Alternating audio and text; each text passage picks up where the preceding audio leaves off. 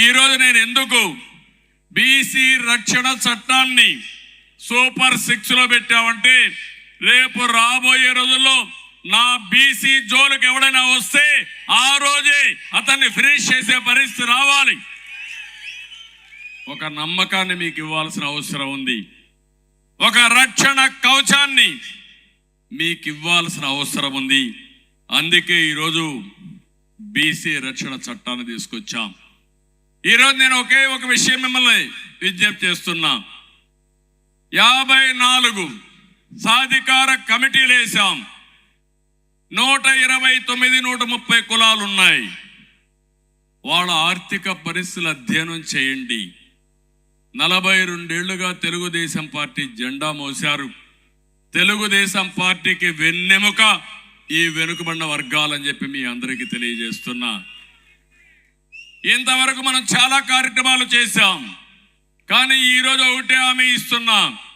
42 ఏళ్ళు మీరు చేసిన పనులకి ఇప్పుడు చేసిందే కాకుండా మళ్ళీ మీ రుణం రాబోయే 5 సంవత్సరాల్లో తెలుగుదేశం పార్టీ తీర్చుకుంటుంది.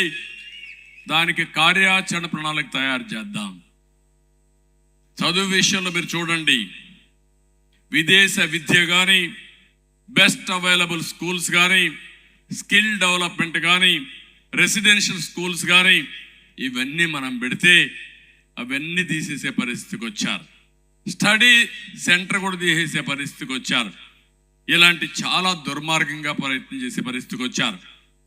అంటే మనం ఒక్క విషయం గుర్తుపెట్టుకోవాలి.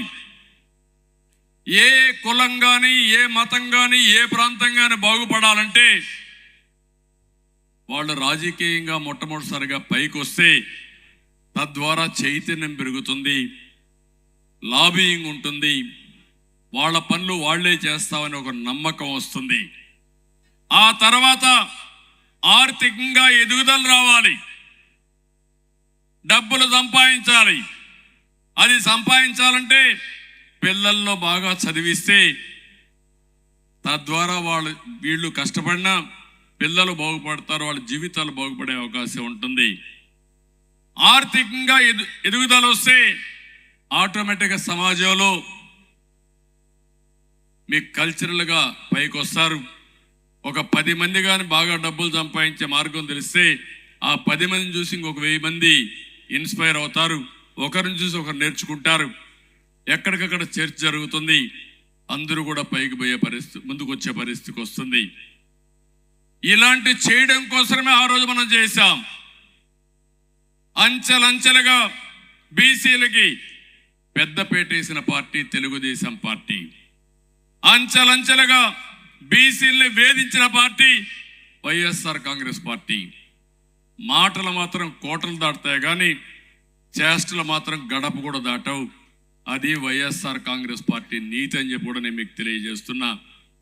ఈ 40 రోజుల్లో ప్రతి ఒక్క మండలానికి మీరు వెళుతున్నారు.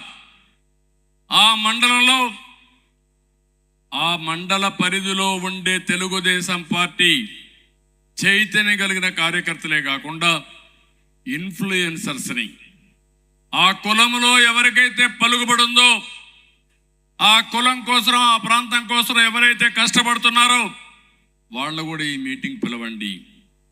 వాళ్ళ ఆలోచన తీసుకోండి.